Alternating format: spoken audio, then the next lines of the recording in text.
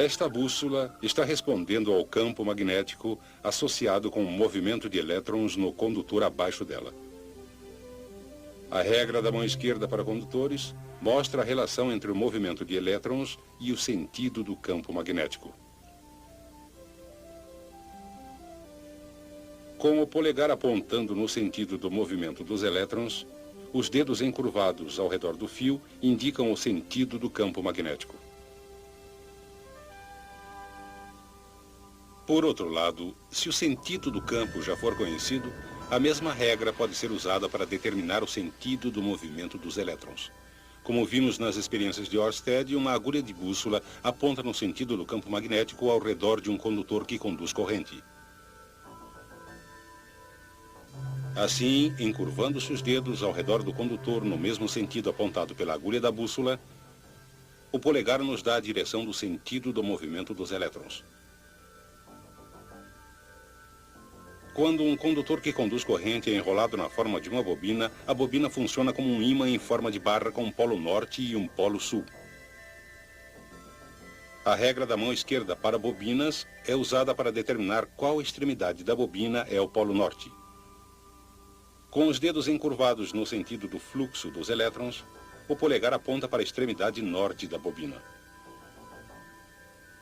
Como o campo ao redor da bobina é similar ao campo ao redor de um ímã em forma de barra, a bobina também pode ser usada para atrair objetos de ferro.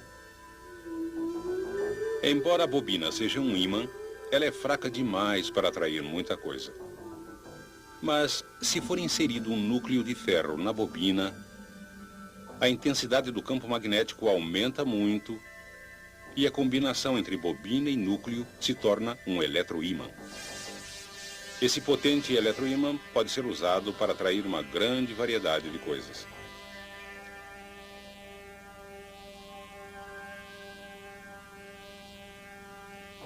Quando a corrente que passa pela bobina é desligada, o campo desaparece e o núcleo de ferro deixa de ser magnético. Mas o que existe de especial no núcleo de ferro que faz ele magnetizar e desmagnetizar quase instantaneamente? Por que é quase impossível magnetizar cobre? E por que metais como o aço, uma vez magnetizados, retêm seu magnetismo por muito tempo depois que a corrente é desligada? Para as respostas, temos que observar mais atentamente um átomo típico. Quase todo o átomo consiste de espaço vazio. Sua massa é concentrada em um pequeno núcleo carregado positivamente. Girando ao redor do núcleo, encontram-se minúsculas partículas carregadas negativamente, denominadas elétrons. Para seguir seu movimento, vamos representar as trajetórias dos elétrons por órbitas circulares. O movimento de um elétron ao redor do núcleo é muito parecido com o movimento de um elétron através de uma única espira de fio em uma bobina.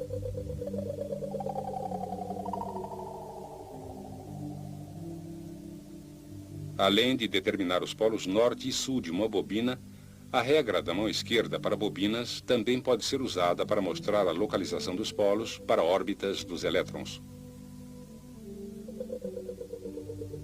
Cada órbita de elétron produz um campo magnético com um polo norte e um polo sul. Entretanto, o movimento de todos os elétrons é tão ao acaso que os campos magnéticos tendem a se cancelar uns aos outros.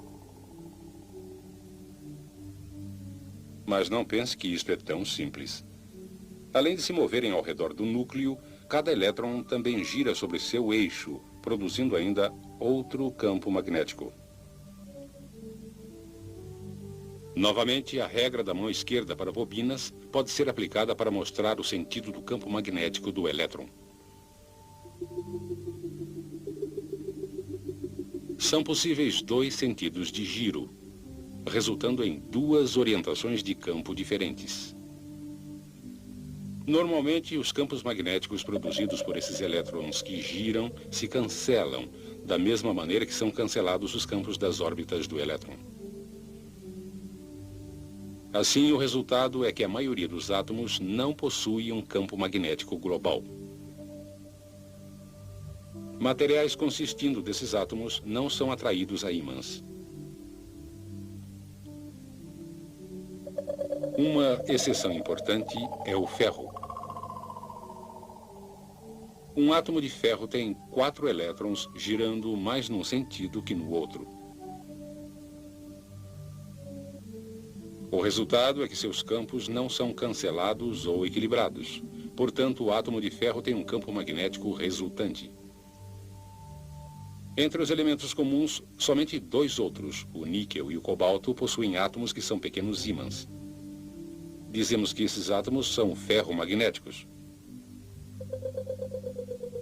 E os chamados dipolos magnéticos, significando 2 polos. Eles podem ser considerados minúsculas agulhas de bússola, apontando para o norte. Em materiais ferromagnéticos, esses minúsculos dipolos interagem, fazendo com que grandes aglomerados se alinhem no mesmo sentido. Um aglomerado de dipolos em que todos apontam no mesmo sentido chama-se um domínio.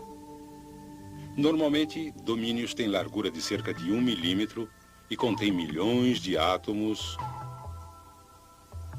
com cada domínio apontando em um sentido diferente. Mas quando a barra é exposta a um campo magnético, os domínios que estão apontando no mesmo sentido que o campo crescem e tomam posse dos outros domínios.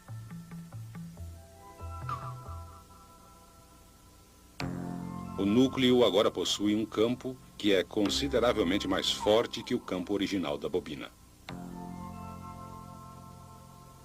Quando o movimento de elétrons para,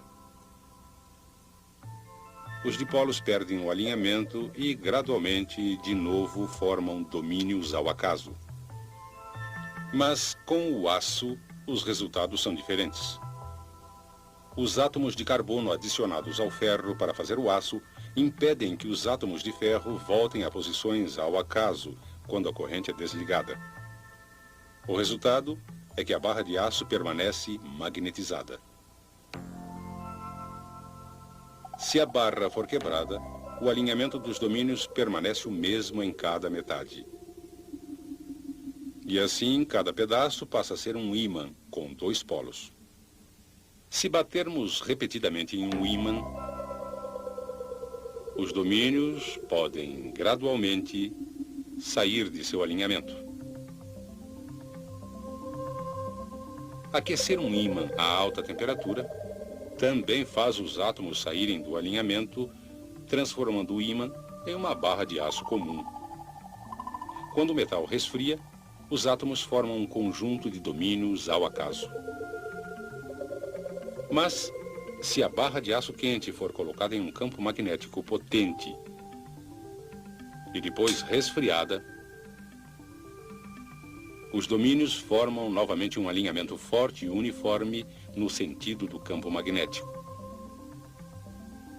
Agora, quando a corrente é desligada, os domínios permanecem alinhados e a barra de aço se torna de novo um ímã permanente. Mas o que acontecerá se colocarmos um condutor que conduz corrente em um ímã? A resposta encontra-se no princípio.